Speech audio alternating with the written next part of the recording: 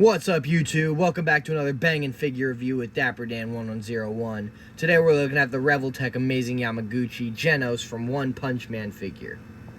As someone who is caught up on the One Punch Man manga up until about a year and a half ago, this is a figure I've been wanting for a while, since Genos is one of my favorite characters from the manga. So let's start by taking a look at the box he comes in. We've got a photo of him on the side here, and then on the back you've got product shots of him. Bunch of product shots of everything he can do and everything he comes with. To get started looking on what he comes with in the box, let's take all the accessories out and take a closer look. To start it off, we'll take a look at the figure himself, the main man Genos. Off the bat, you notice he's got a soft goods hoodie in a nice blue fabric. There's a Velcro strip here at the back so you can take it off and put it on with ease. Put that back on. As for the face, this is probably one of the best anime looking faces that Revoltech's done. Like, the likeness to the manga or anime is near perfect, I'd say. He's got these nice metallic arms molded in a gunmetal gray. He's got some blue jeans with some rips, which the blue jeans themselves are matte, and then inside where he's got the battle damage showing his cybernetic body, you've got some shininess going on, and that looks really nice. Little belt. Some little boots on. Little shoes. And then you can even, without taking it off, you can lift this up a little bit. See what's underneath it. I'm going to take that off so we can get a closer look. Here's what he looks like without his jacket on. He's got a nice, fully molded in gunmetal gray body with some gold paint here around his abs and chest. He's got some gold paint running down his spine on the back. Now, I should probably get to this in the articulation section, but the way the jacket's made, it doesn't hinder articulation with it on at all. So that's really good, because usually soft goods get in the way of articulation. To start with his accessories, we'll start with the hands. So you've got 4 pairs of hands total. You've got a pair of fists. Really nice looking. You got a pair of like gesturing hands, kinda. You've got relaxed hands and fully splayed out hands that have a hole in the palm, which we'll get to why there's a hole in the palm very soon. Alright, so this figure has quite a few faces, but only 2 expressions. Sometimes Revoltech will do things where they'll either have movable eyes or they'll have interchangeable eyes. And if they don't do that, then you come with a whole bunch of faces for two separate expressions. So starting off, we've got a stern looking forward face. You see he's got, see if I can get it close to the camera, black pupils with, black eyes with gold pupils. For his next neutral face, you've got a looking to Genos' left face. You've got a looking to Genos' right face. And then you've got a looking to Genos' left down face. For his screaming faces, you've got screaming looking forward,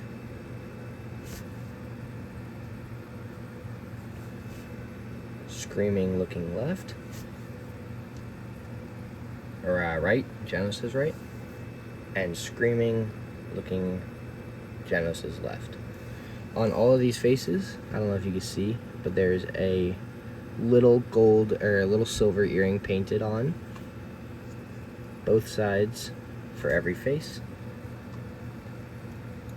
The paint applications on these heads, on these faces, are really nice.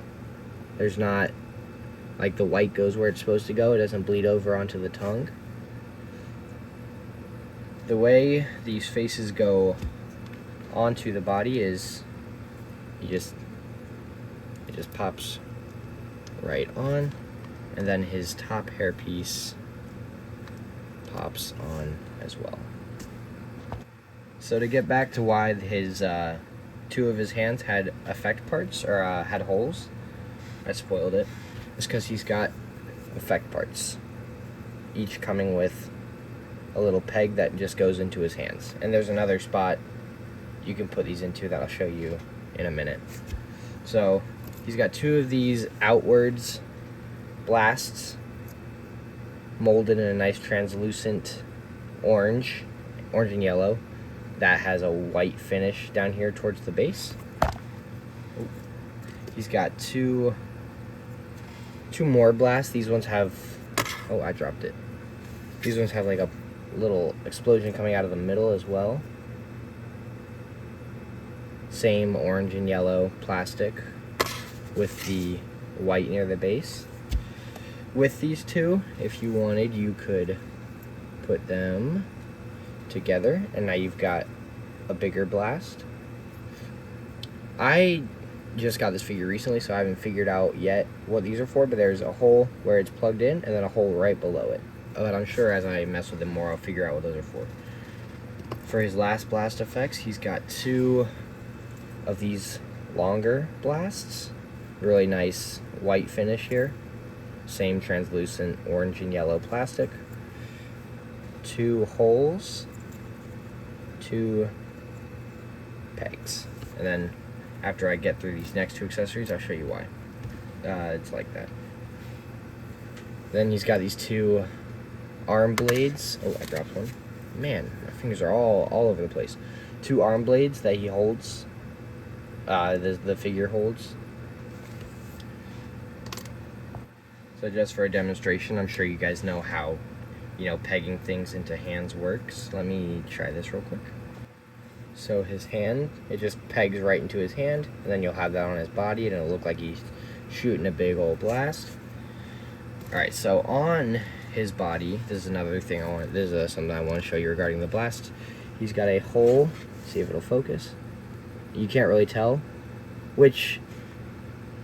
okay, so just to get into more detail on articulation, Revoltech is really good at armored bodies. Iron Man's, Batman's with armor, and full robot bodies, like Ultron, their Ultron might not articulate the best, but it looks really good. And this looks really good, looks really natural, because of how they do their proportions and how they do their, molding and sculpting. It looks like a robot. If this were a regular human body, it might look a little whack, but since it's supposed to be robotic, I think it looks great. Back to the original topic before I got sidetracked. On the back of his chest, there are two holes, or on the back of his shoulders, there are two holes that these can plug into, so you can get, rocket effects. For that one scene where he's, laying flat down on the floor and boosts himself back up. Pew! Alright, so for these long effect parts, what you're going to want to do is, it's for his rocket punch. So you pull this apart here at the joint. It comes apart easily. It's supposed to. It might be a little tight, but it's supposed to come apart. And then you plug, don't want to break anything, plug that in. Throwing his hand all over the place. You plug the other end of his arm into the other one. And now you've got let's see if I can push this back a little, there we go. A rocket punch effect, which when posed up looks really nicely.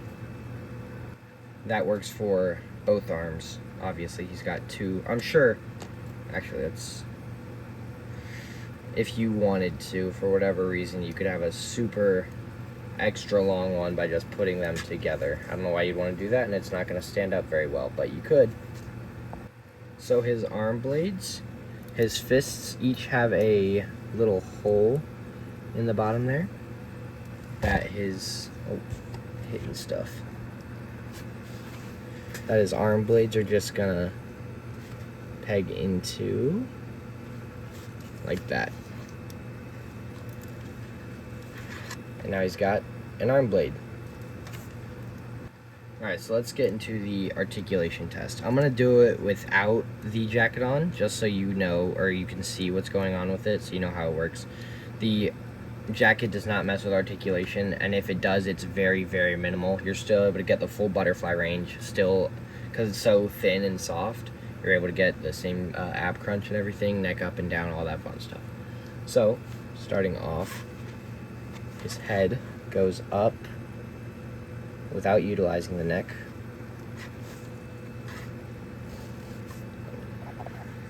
Hang on. It's about that much. Now utilizing the neck, it looks up about that much. And then down, he doesn't get very much down, like, at all. No neck. His looking down is non-existent. Using the neck, you get him to bury his chin in his chest, which is good. It's a double ball peg between his neck and his upper torso. So you get standard Rebel Tech articulation, which is always really good until it gets stuck. For his, let's do arms. For his arm, you've got a ball joint there up in the torso. Gets his arm up about 90. But if you wanted to, it goes all the way around, no problem. His bicep is a single joint that acts like a double joint. You're able to get that much range on his bicep, which is really good. Let's see. Yeah, that's about it. You've got a ball joint for his wrist, like every Rebel Tech, like most action figures, right there. Because of this little lip right there on his wrist, it does hinder a little bit of articulation, but not too much. So you get it going in about that much. You don't get it, okay, so maybe it does hinder more than I thought. You don't get going out very much unless you manipulate the joint to like now that's technically going out. It doesn't look very good, but because of that lip, you're not going to get much range there. For his butterfly joint, this piece, you get both of them forward. I probably do across the chest, huh? So for across the chest, let's see. You can twist that up without utilizing bicep joint across the chest. I'll do both arms just so you can get a better.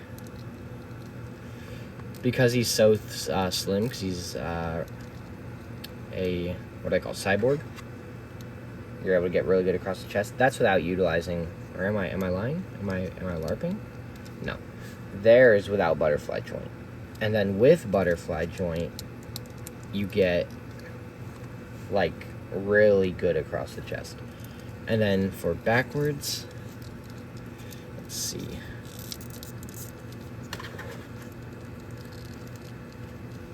Without utilizing butterfly joint, or trying not to.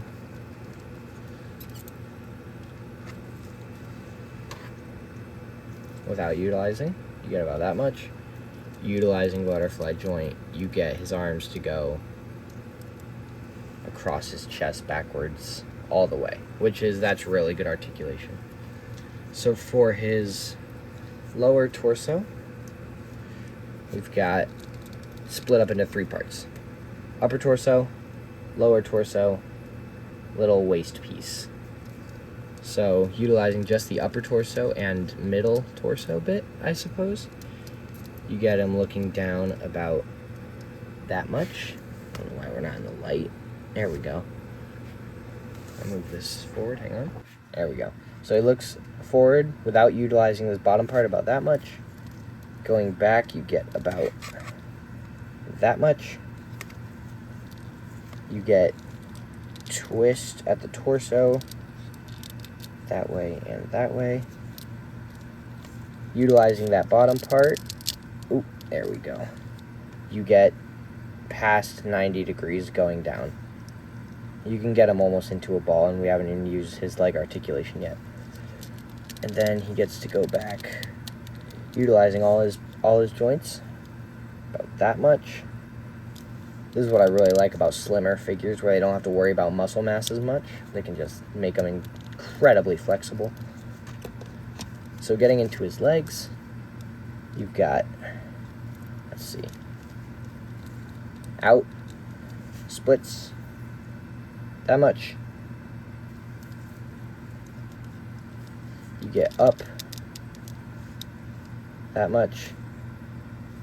You get back, that much.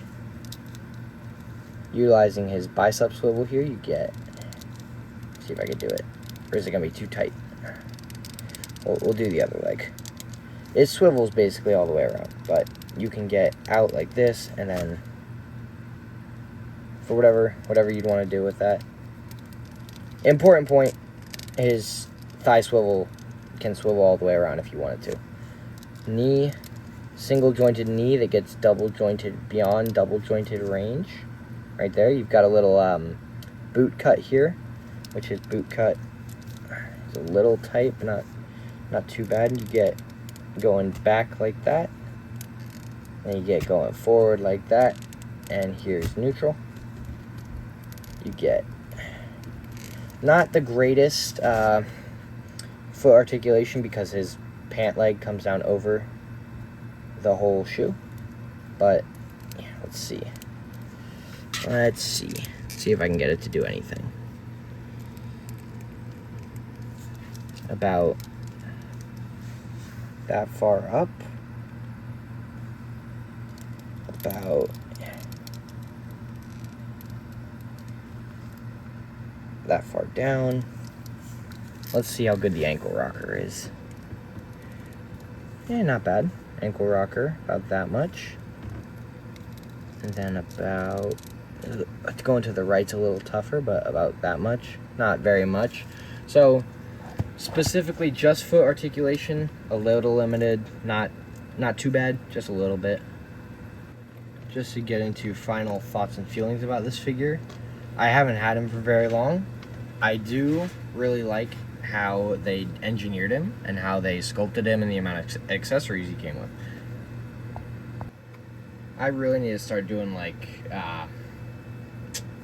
outlines or scripts for these videos so I can actually know what I'm talking about, because I've done a few of these and I just keep forgetting something in every video that I want to talk about. And for this one, I wanted to talk about size comparisons.